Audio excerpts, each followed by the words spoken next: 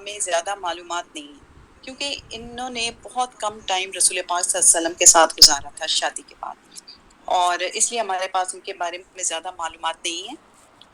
حضرت زینب کا تعلق خاندان قریش سے تھا اور یہ مکہ کی رہنے والی تھی۔ زینب کا مطلب ہے خوبصورت پھول۔ رسول پاک صلی اللہ علیہ وسلم کی 2 بیویوں کا نام زینب تھا۔ اچھا، ایک اور بات جو کہ یاد رکھنے کی وہ یہ کہ ان کی ایک سوتیلی بہن تھی جن کا نام تھا میمونہ۔ تو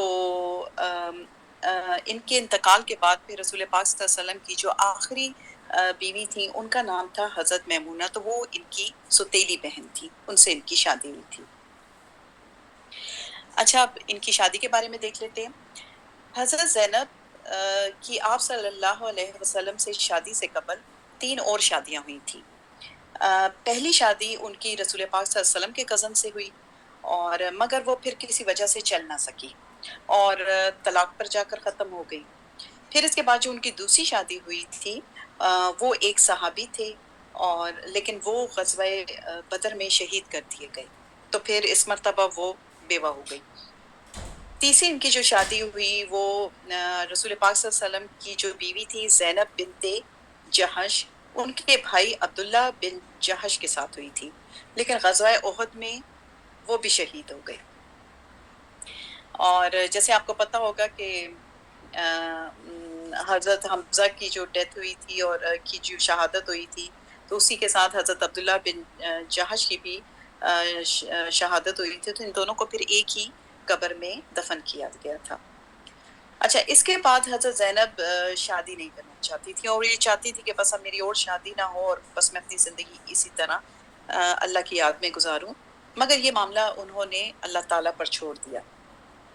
غزوہ احد کے بعد بہت ساری مسلمان خواتین بیوہ ہو گئی، اور بہت ساری یتیم بھی تھے، تو رسول پاک صلی اللہ علیہ وسلم ہر صحابی کو انکریج کر رہے تھے کہ آگے آئیں، آگے بڑھیں، اور ان بیواؤں اور یتیم لڑکیوں کا ہاتھ تھامیں اور ان سے شادی کریں۔ تو اسی میں پھر آپ صلی اللہ علیہ وسلم نے بھی اپنا رشتہ حضرت زینب کو بھیجا، اور یوں ہجرت کے 4 سال کے بعد آپ صلی اللہ علیہ وسلم کی شادی ان کے ساتھ رمضان کے مہینے میں ہوئی۔ جس سال ان کے شوہر کا انتقال ہوا تھا، اسی سال آپ صلی اللہ علیہ وسلم کی شادی ان کے ساتھ ہوئی۔ ان کا مہر 400 درہم تھا، اور شادی کے بعد وہ بھی باقی ازواج کی طرح ازواج کے حجرات میں شفٹ ہو گئی، اور لیکن وہ آپ صلی اللہ علیہ وسلم کے ساتھ کچھ ماہ ہی گزار سکیں۔ بعض روایتوں میں آتا ہے کہ 3 ماہ زندہ رہی، اور بعض روایتوں میں ہے کہ 9 ماہ ان کی شادی بھی رہی اور وہ اس کے بعد فوت ہو گئی۔ اب ایز اے رول ماڈل ہم دیکھتے ہیں کہ حضرت زینب کیسی تھی۔ ان کی سب سے بڑی جو کوالٹی تھی جس کے لیے وہ بہت زیادہ مشہور تھی وہ تھی سخاوت۔ حضرت زینب اپنی سخاوت کی وجہ سے بہت زیادہ مشہور تھی۔ آپ شروع سے ہی بہت زیادہ سخی تھی، اور اسلام لانے سے پہلے بھی بہت سخی تھی، اور ام المساکین کے نام سے یہ بھی مشہور تھی۔ یعنی ہم نے جیسے حضرت زینب بنت جہش کے بارے میں پڑھا تھا کہ وہ ام المساکین کے نام سے مشہور تھی، اسی طرح یہ بھی حضرت زینب بھی ام المساکین کے نام سے مشہور تھی۔ اور اس کا کیا مطلب ہے؟ یعنی مساکین کی ماں۔ ان کے گھر میں جو کچھ آتا وہ سب کا سب بانٹ دیتی، اور گھر میں کچھ بھی بچا کر نہ رکھتی، اور یہاں تک یہ عالم ہو جاتا تھا کہ جب سب کچھ بانٹ دیتی تو اکثر رات کو وہ بھوکی ہی سوتی۔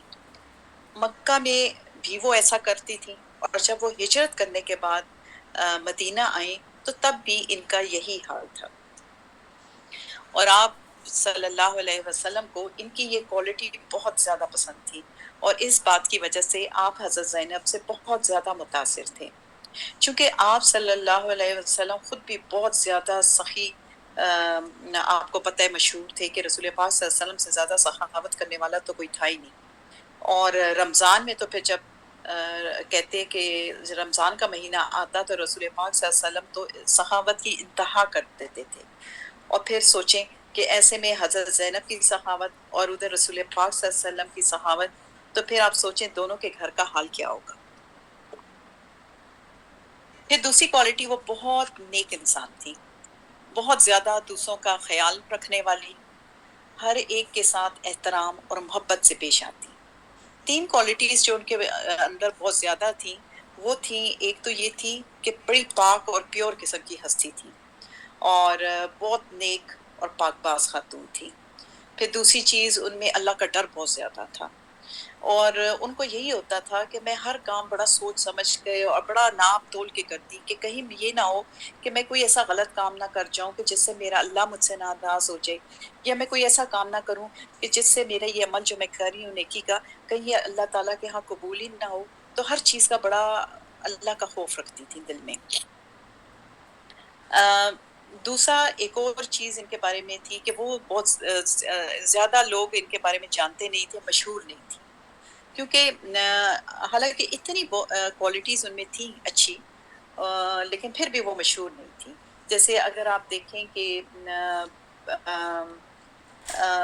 یہ بالکل اسی طرح ہے کہ جیسے اللہ تعالیٰ نے یہ بات، مطلب اس کو آپ اسی طرح سمجھیں کہ جیسا اللہ تعالیٰ نے دنیا میں 1,24,000 پیغمبروں کو بھیجا ہے، لیکن ہم بہت کم پیغمبروں کے بارے میں جانتے ہیں، بہت کم انبیاء ہیں جن کا ذکر قرآن پاک میں آیا ہے، اور باقی انبیاء کے بارے میں نہ ہم ان کا نام جانتے ہیں، نہ ہم ان کی قوم کے بارے میں جانتے ہیں کہ وہ کہاں آئے تھے، کہاں اور کیا ہوا تھا ان کے ساتھ۔ لیکن لیکن پھر بھی وہ اللہ تعالیٰ کے سارے انبیاء تھے اور اللہ کے چنے ہوئے لوگ تھے۔ تو اس طرح ان میں بھی کوالٹیز تو بہت تھی، لیکن ان کا یہ زیادہ ویل نون نہیں تھی۔ پھر دوسری چیز جو تھی، ان میں مستقل مزاجی بہت زیادہ تھی۔ ان کی کوشش ہوتی تھی کہ میں جو بھی کام کروں وہ میں اچھے سے کروں اور مستقل مزاجی کے ساتھ کروں، اور میں مستقل اس عمل کو کرتی رہوں تاکہ اللہ کے ہاں میرا نام اچھے کاموں کے لیے پیش کیا جائے، اور دنیا میں بھی میرا نام میرے گزرنے کے بعد اچھے ناموں سے یاد کیا جائے۔ اور وہ کہا کرتی تھی کہ بے شک میرے پاس اتنے اعمال نہیں ہیں جتنے کہ دوسروں کے پاس ہیں، یعنی میرے میں اتنی وہ والی کوالٹیز نہیں ہے مجھ میں، لیکن میں پوری کوشش کرتی ہوں کہ میرا آئندہ زندگی میں یا جب بھی کوئی مجھے یاد کرے تو اچھے الفاظ میں میرا ذکر کرے۔ اب یہ بات اس لیے کرتی تھی کہ جیسے رسول پاک صلی اللہ علیہ وسلم کی آپ باقی ازواج کو دیکھیں کہ جیسے حضرت عائشہ جو تھیں وہ بہت زیادہ نالجبل تھیں، ان کو فقہ حدیث ان کے اوپر بہت زیادہ عبور حاصل تھا، لوگ آ کے ان سے علم سیکھا کرتے تھے۔ پھر آپ حضرت خدیجہ کو دیکھیں، وہ بہت بڑی بزنس مین تھیں، انہوں نے رسول پاک صلی اللہ علیہ وسلم کے ساتھ کس طرح کی زندگی گزاری، بیسٹ سپورٹ تھی ان کی، بہت زیادہ کمفرٹ کرنے والی تھی۔ پھر آپ دیکھ لیں حضرت سودا کو، وہ رسول پاک صلی اللہ علیہ وسلم جب بہت غمگین تھے تو اس وقت ان سے شادی ہوئی، تو رسول پاک صلی اللہ علیہ وسلم کو انہوں نے کتنا سنبھالا، پیار محبت خوشی سکون دینے والی تھی۔ تو مطلب وہ کہتی ہے کہ میرے میں اس طرح کی بہت ساری کوالٹیز نہیں تھی، لیکن پھر بھی میں چاہتی تھی میں اچھے اعمال کروں تاکہ اللہ تعالیٰ مجھ سے راضی رہے۔ پھر ایک حدیث جو رسول پاک صلی اللہ علیہ وسلم، جس کا مفہوم یہ ہے کہ رسول پاک صلی اللہ علیہ وسلم کی ایک حدیث جو ہمیں بتاتی ہے کہ ہم نے بہت سارے اعمال نہیں کرنے، اللہ تعالیٰ کو ہمارے کو بہت سارے اعمال نہیں چاہیے، بلکہ جو بھی کرو مستقل مزاجی کے ساتھ کرو اور بہترین انداز میں کرو۔ یعنی اب پھر ان لوگوں کے بارے میں سوچیں کہ اب وہ لوگ جو کہ دنیا میں کم ٹائم کے لیے آتے ہیں اور چلے جاتے ہیں، تو پھر ان کا کیا؟ تو اس کے بارے میں پھر حضرت عائشہ رضی اللہ عنہا سے مروی ہے ایک وہ فرماتی ہیں کہ جو کام بھی کرو بہترین طریقے سے کرو اور جتنا زیادہ کر سکو اسے کرو۔ یاد رکھو کہ تم کو صرف تمہارے اعمال نہیں جنت میں لے کر جانے والے، صرف اپنے اعمال پر ہی مت توکل کرنا، بلکہ اللہ کی رحمت اور رحم ہمیں جنت کی طرف لے جانے والی ہے۔ یعنی اس کا مطلب کیا ہوا کہ اللہ کے نزدیک بہترین عمل وہ ہے جو کہ ہم مستقل مزاجی کے ساتھ روزانہ کرتے ہیں۔ اب مثال کے طور پہ اگر ہم کہتے ہیں کہ چلو میں اس طرح کرتی ہوں، کوئی ایک ایسا عمل اللہ کو خوش کرنے کے لیے میں ایک آج سے نیا شروع کرتی ہوں۔ اب میں سوچتی ہوں کہ اس طرح کرتی ہوں، ظہر کی نماز کے ساتھ میں نے روزانہ 2 رکعت نفل ادا کرنے ہیں اللہ کی رضا کے لیے۔ نفل تو ہوتے ہی اللہ کی اس کے لیے رضا کے لیے۔ تو اب یہ نہیں ہے کہ آج میں نے پڑھا تو کل میں نہ پڑھوں، اچھا چلو پھر کسی اور دن پڑھ لوں گی، پھر تیسرے دن۔ تو نہیں، ایسے نہیں کرنا، جو کام کرنا ہے بس اس کو پھر کنٹینیوسلی ہم نے اس کو کرتے رہنا ہے۔ اور بے شک اگر وہ چیز وہ عمل مقدار میں کم ہی کیوں نہ ہو، جو کام بھی ہو وہ روزانہ کی بیسس پر ہو۔ ایسے نہیں کہ آج ہم نے ایک نیک عمل کو کیا اور کل اس کو چھوڑ کے ہم نے دوسرا کر لیا اور تیسرے دن اس کو بھی چھوڑ دیا اور ایک تیسرا نیا کام شروع کر دیا۔ یعنی مثال کے طور پہ آج میں ادھر نفل پڑھ رہی ہوں، کل میں کہتی ہوں اچھا چلو آج میں ایسا کرتی ہوں، اللہ کو خوش کرنے کے لیے کیا کام کروں، چلو ایسا کرتی ہوں صدقہ دے دیتی ہوں، آج میں نے صدقہ دے دیا۔ اچھا تیسرے دن میں نے یہ کیا کہ اور کیا کام کروں کہ چلو آج میں کسی غریب کو کسی بوڑھے کو سڑک پار کرا دی۔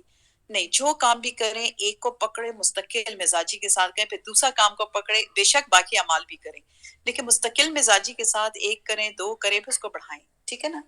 تو اس طرح سے بلکہ اپنے نیک کام کے عمل پر سٹک رہیں، چاہے اگر ہم نے 10 روپے صدقہ ہی کیوں نہ کریں، مگر پھر اس کو کریں گے آپ روزانہ کی بیسس پہ، ڈیلی بیسس پہ۔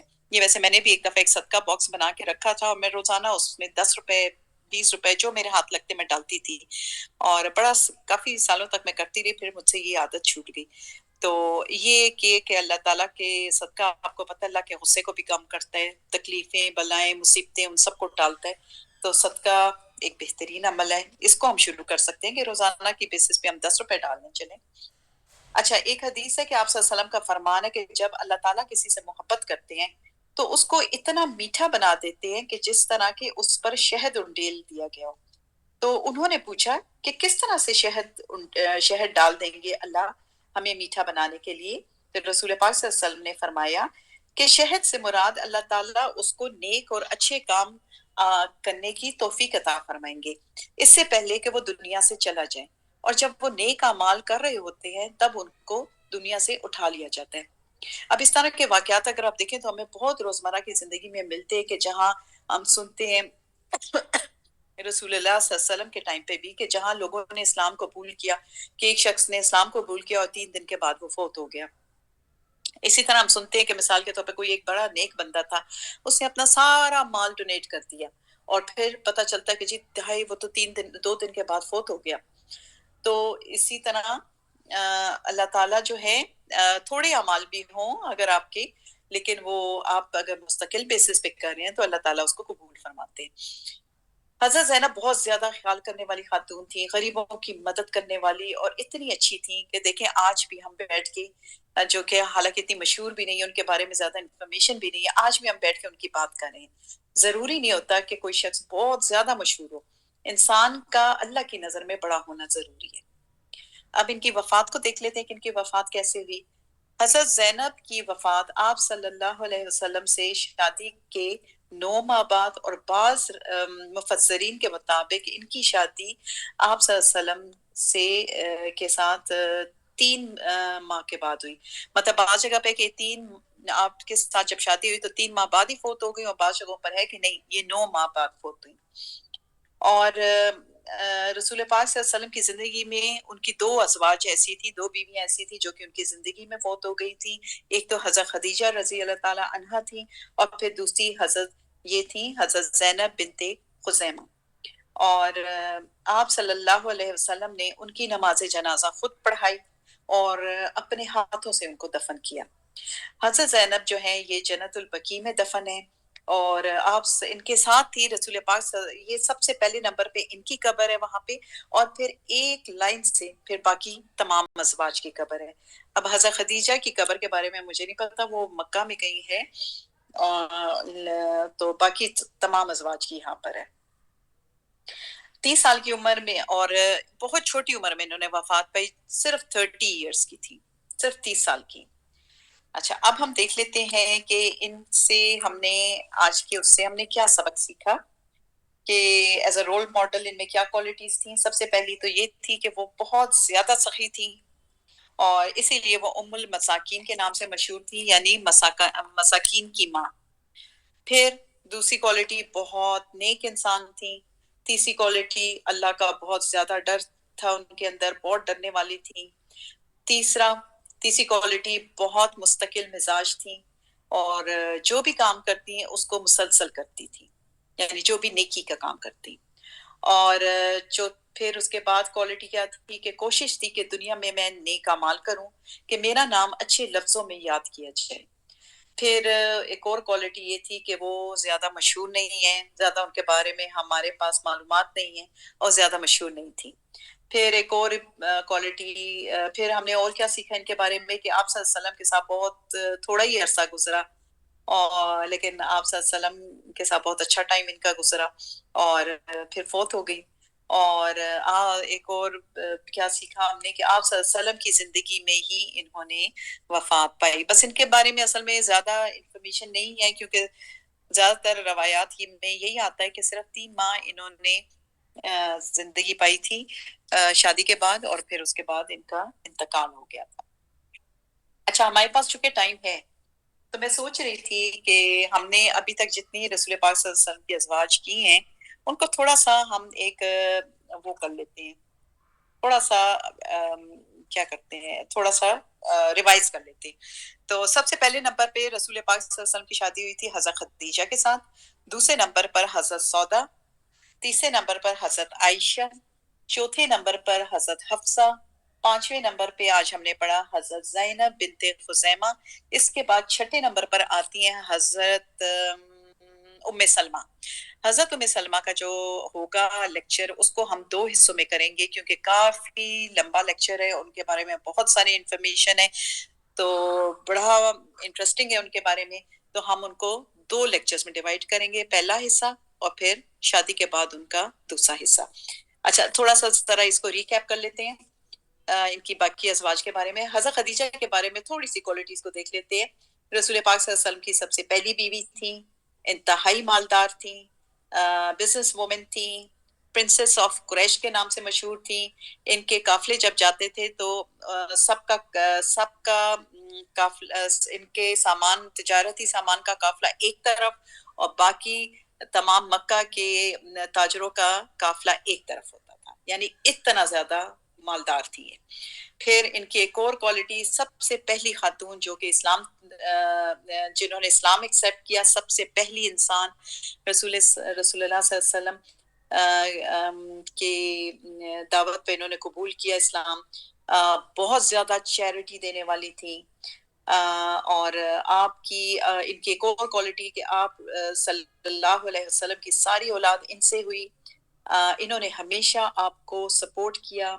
رسول اللہ صلی اللہ علیہ وسلم کی پہلی وحی ان کے مطلب جب آئی تو رسول اللہ صلی اللہ علیہ وسلم بھاگ کر ان کے پاس آئے اور ان کو کہا تھا کہ مجھے ٹائٹلی حق کرو، تو انہوں نے رسول اللہ صلی اللہ علیہ وسلم کو کمفرٹ کیا تھا۔ انتہائی باکردار بہترین انسان تھی، آپ صلی اللہ علیہ وسلم کی بہت پیاری اور محبوب بیوی تھی، اور آپ صلی اللہ علیہ وسلم کہا کرتے تھے کہ یہ میری پہلی محبت ہے، حضرت خدیجہ رضی اللہ تعالی عنہا۔ پھر ساری عمر حضرت عائشہ فرماتی ہے کہ آپ کو یاد کرتے تھے، دن میں کوئی وقت ایسا نہیں ہوتا تھا کہ صبح اور شام یہ ان کا ذکر نہ کرتے۔ اچھا، پھر دوسری بیوی کے بارے میں پر آ جاتے ہیں، حضرت سودا رضی اللہ تعالی عنہا۔ بہت اونچی لمبی قد کی تھی، انتہائی با کردار خاتون تھی، دوسری بیوی تھی آپ صلی اللہ علیہ وسلم کی۔ غم کے ٹائم پر رسول اللہ صلی اللہ علیہ وسلم جب عام الحزن سے گزر رہے تھے، جب حضرت خدیجہ اور ابو مطلب کی ڈیتھ ہو گئی تھی، تو اس ٹائم پر ان کی شادی حضور صلی اللہ علیہ وسلم سے ہوئی۔ بہت ہنس مکھ تھی اور بہت ہنسنے ہنسانے والی تھی، ان کے آنے سے رسول پاک صلی اللہ علیہ وسلم کی زندگی میں ایک طرح سے بہار آ گئی تھی۔ کبھی انہوں نے کسی سے لڑائی جھگڑا ان کا نہ ہوا، بہت اچھی تھی، بہت بہترین انسان تھی، بلکہ مجھے بہت یہ کیوٹ لگی تھی بہت، جب ہم نے جب ان کا لیکچر بھی ڈسکس کیا تھا۔ بہت بڑے دل کی مالک تھی اور بہت زیادہ چیریٹی دینے والی تھی۔ اب ہم آ جاتے ہیں تیسری بیوی کے، حضرت رسول پاک صلی اللہ علیہ وسلم کی جو تیسری بیوی تھی حضرت عائشہ رضی اللہ تعالی عنہا۔ یہ واحد کنواری بیوی تھی رسول پاک صلی اللہ علیہ وسلم کی، اور سب سے بڑی کوالٹی کہ حضرت ابو بکر صدیق کی بیٹی تھی، رسول پاک صلی اللہ علیہ وسلم کی تیسری بیوی تھی، بہت خوبصورت تھی، بہت انٹیلیجنٹ تھی، بہت نالجبل تھی۔ ان کے پاس اتنی نالج تھی کہ کہ جتنے رسول پاک صلی اللہ علیہ وسلم کے صحابیات تھیں اور صحابہ تھے، وہ آ کر ان سے پوچھا کرتے تھے، علم سیکھا کرتے تھے۔ پھر حضور صلی اللہ علیہ وسلم کو ان سے بے پناہ محبت، ایک حضرت خدیجہ سے اور ایک حضرت عائشہ سے۔ ان کو علم حاصل کرنے کا بہت شوق تھا، اور ان سے 2210 احادیث मरवी हैं सबसे ज्यादा। सारे उलमा का इल्म एक तरफ और इनका इल्म एक तरफ होता था, और आप सल्लम की बेस्ट सपोर्ट थी। और जो वाकया इफ कुरान पाक में बयान हुआ है, वो उससे इनकी बरात हुई, यानी इनके ऊपर जो झूठा इल्जाम लगाया गया था, तो फिर इनसे मुतालिक कुरान पाक में 10 आयात उतारी गई थी, जिसमें उनको कहा गया था, सबको कुरान पाक में बताया गया था कि हजरत आयशा जो हैं वो पाक हैं और ऐसी कोई बात नहीं है, ये झूठा इल्जाम है। अच्छा, अब चौथी जो रसूल पाक सल्लल्लाहु अलैहि वसल्लम की बीवी थी वो थी हजरत हफ्सा। हजरत हफ्सा की भी जो याद रखने वाली बात है कि यह हजरत उमर रजी अल्लाह ताला अन्हो की बेटी थी, आप सल्लल्लाहु अलैहि वसल्लम की चौथी बीवी थी। बहुत ज्यादा इबादत गुजार थी और कई कई दिन तक रोजे रखती, रात भर क़याम करती, इबादत करती। इसलिए इनको अल सयामुल अल कयाम, यानी रात को दिन में रोजे रखने वाली और रात भर क़याम करने वाली के नाम से मशहूर थी। इन्होंने कुरान पाक को हिफ्स कर रखा था। ये वाहिद खातून थी जिनको पढ़ना लिखना भी आता था। इनकी और हजरत आयशा की बहुत ज्यादा दोस्ती थी, क्योंकि रसूल पाक सल्लल्लाहु अलैहि वसल्लम की बेहतरीन जो कंपेनियंस थी उनकी बेटियां थी दोनों। अच्छा, इनमें एक बड़ी अच्छी क्वालिटी, जहां पे ये गलती करती थी वहीं पर अपनी इस्लाह कर लेती। कुरान बहुत ज्यादा ट्रस्टवर्दी थी, इसलिए कुरान पाक की वाहिद कॉपी इनके पास रखवाई थी हजरत अबू बकर सिद्दीक ने। और आप सल्लल्लाहु अलैहि वसल्लम से बहुत मोहब्बत करती थी और आप सल्लल्लाहु अलैहि वसल्लम से बहुत सवाल पूछा करती थी इल्म हासिल करने के लिए। अच्छा, पांचवी जो आज हमने पढ़ी, हजरत ज़ैनब बिन्ते खुज़ैमा, ये आप सल्लल्लाहु अलैहि वसल्लम की पांचवी बीवी थी। इनके बारे में हमें ज्यादा मालूमात नहीं है। कुछ के मुताबिक 3 माह जिंदा रही, कुछ के मुताबिक 9 माह जिंदा रही। उम्मुल मसाकिन के नाम से मशहूर थी और आप सल्लल्लाहु अलैहि वसल्लम की ये दूसरी बीवी थी जो आप सल्लल्लाहु अलैहि वसल्लम की जिंदगी में फौत हुई। बहुत सखी थी और 30 साल की उम्र में इनकी वफात हुई, और बहुत नेक, प्योर, अल्लाह से डरने वाली और अच्छी इंसान थी। तो ये था आज का हमारा लेक्चर। उम्मीद है आपको पसंद आया होगा, और अगर इस बारे में आप कुछ कहना चाहते हैं तो जरूर आप लोग शेयर कर सकते हैं।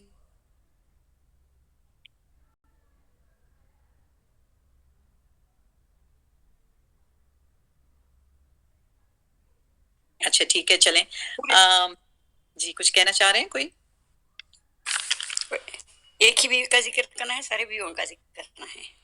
नहीं, किसी का जिक्र ना करें, सिर्फ ये जो आज हजरत ज़ैनब आपके सामने जो मैंने किया, जो लेक्चर बताया आप लोगों को, तो कैसी लगी? तो उनकी क्वालिटीज अल्लाह ताला हम सबको अपनाने की तौफीक। आमीन आमीन आमीन आमीन।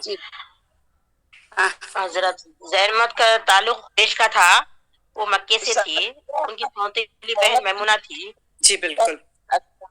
और उनको सिर्फ 9 माह शादी के 9 महीने के बाद ही वफात की। उनकी उम्र जब 30 साल की थी।